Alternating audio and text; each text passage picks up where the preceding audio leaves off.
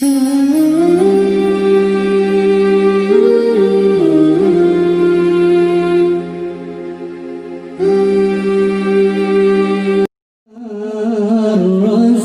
berkata, tiba masanya kita berpisah. Inilah hari ku sempurnakan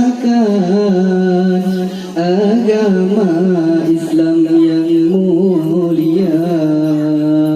Padang Arafah menjadi saksi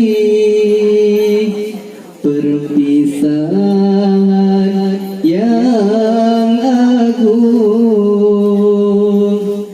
Perginya Rasulullah, kekasih hati, manusia agung pilihan Allah.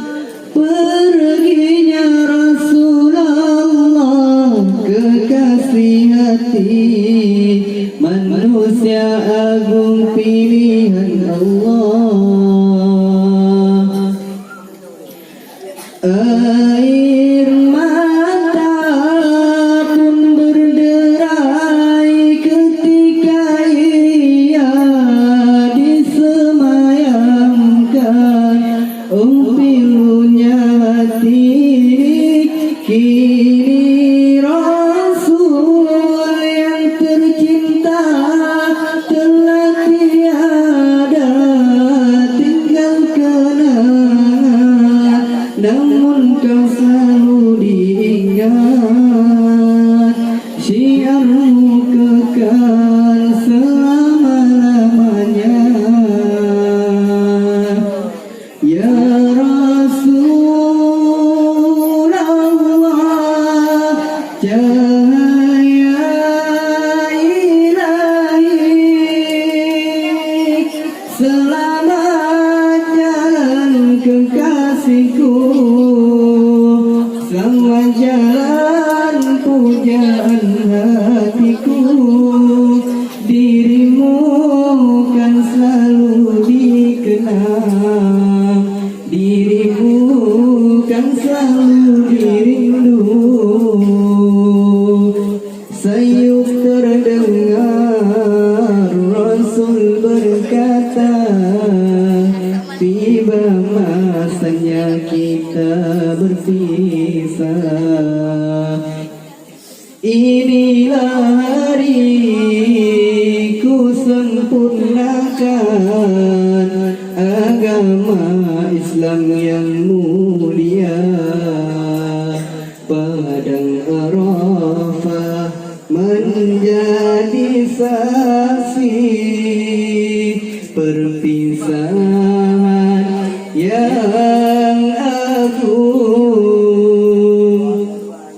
Perginya Rasulullah, kekasih hati, manusia agung pilihan Allah. Perginya Rasulullah, kekasih hati, manusia agung pilihan Allah. Air mata pun berderai ketika ia disemayamkan. Pilunya hati kini Rasul yang tercinta telah tiada, tinggal kenangan, namun kau selalu diingat. Syiarmu kekal selama-lamanya.